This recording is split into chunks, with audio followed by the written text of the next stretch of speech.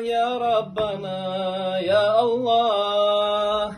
Allah Allah ya Rabbana ya Allah.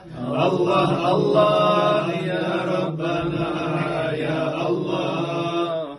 Ol Resulullah bizim hayır Allah. Hoş geldin Muhammed Ahmad. Seni seyle etti Ahadus Samad. Sen gelip yayıldı dünyada rahmat. Sen hoş geldin bim Seyyid ya Resul. Hoş geldin alam nebiyi. Allah niyağına or bolgan siyi.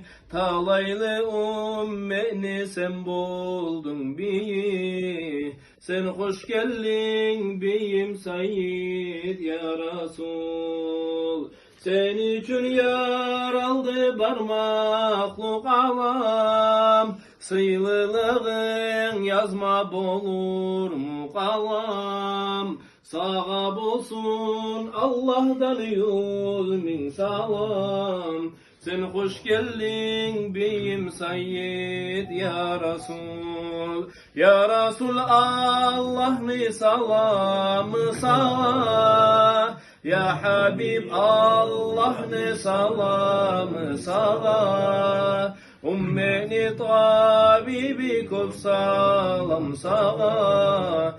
Sen hoş geldin beyim Seyyid ya Resul. Sen dünyaya geldin ümmetin tiley. Ümmetim ne gittin dünyadan yılay. Kaburuna tura sen bizim izley. Sen hoş geldin beyim Seyyid ya Resul. Sen hoş geldin beyim Seyyid ya Resul. Sen hoş geldin beyim Seyyid ya Resul. Sen hoş geldin beyim Seyyid ya Resul. Bileni de bilsen ya Resul. Allahümme salli ve sellim ve barik aleyh.